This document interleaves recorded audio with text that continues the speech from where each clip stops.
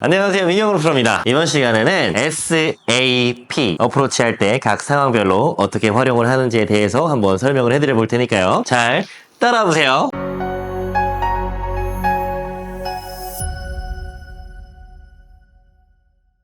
제 손은 지금 3개의 클럽이 있는데요. 저는 SAP는 아니고요. 60도, 56도, 52도 클럽이 있습니다. 52도는 A랑 같고요. 56도는 S랑 같죠? 그리고 제가 갖고 있는 이 60도는 지난 시간에 말씀드렸던 것처럼 활용도가 굉장히 높은 랍 웨지라고 하는 높이 띄우는 샷을 구사할 때 사용하는 클럽입니다. 각 상황별로 제가 이 클럽들을 어떻게 활용하는지에 대해서 말씀을 드릴 건데요. 기본적인 스윙은 다 같습니다. 그러면 어떤 걸 알아야 되냐면 지금은 30m 거리가 주어졌는데요. 제 손에는 60도 클럽이 있습니다. 같은 스윙을 할 거기 때문에요. 60도가 기준점이 되는 거예요.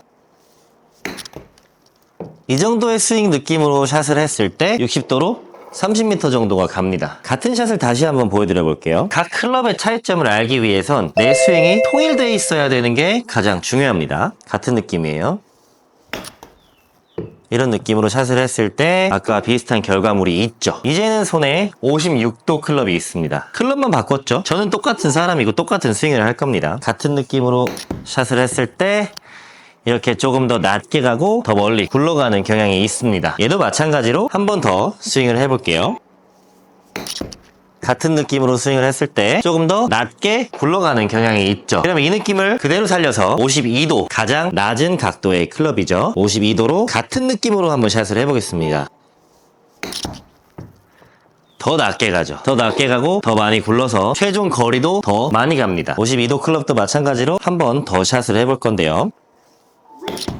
이런 느낌으로 샷을 했을 때 같은 거리에 샷을 한다고 가정을 하더라도 최종적으로 더 많이 가면서 굴러가는 샷이 나오겠죠. 그러면 여기서 우리가 체크해야 될 상황 중에 가장 중요한 건요. 내가 스윙을 똑같이 했을 때 결과값이 세 클럽이 다 다르다는 겁니다. 근데 우리가 각 상황별로 얘를 써야 되나 얘를 써야 되나 얘를 써야 되나 구분짓지 못하는 건요. 각 클럽별로 다르게 치려고 해서 그래요. 내 스윙이 하나고 그 상황에 맞게끔 클럽을 끼워 맞추는 식으로 거리 계산 이나 아니면 뭐 샷을 선택을 하는 데 있어서 그런 거를 좀 잘 활용을 한다면 어려운 게 하나도 없습니다. 이제 다시 60도로 돌아와서 이전에는 세 클럽으로 똑같은 스윙을 했을 때 어떻게 결과가 다른지에 대해서 얘기를 한번 해봤다면요. 이번에는 세 개의 클럽으로 30m 거리를 맞춰 보겠습니다. 스윙 크기가 어떻게 달라지는지 한번 봐보세요. 이 정도 스윙 크기였고요. 이번에는 56도입니다. 이 정도 스윙 크기로 30m 정도를 갈 수가 있습니다. 마지막으로 가장 낮게 가는 52도. 마찬가지로 30m를 구사를 했을 때 스윙 크기는 이 정도만 하면 거리를 얼추 비슷하게 맞출 수가 있겠죠. Okay, let's go.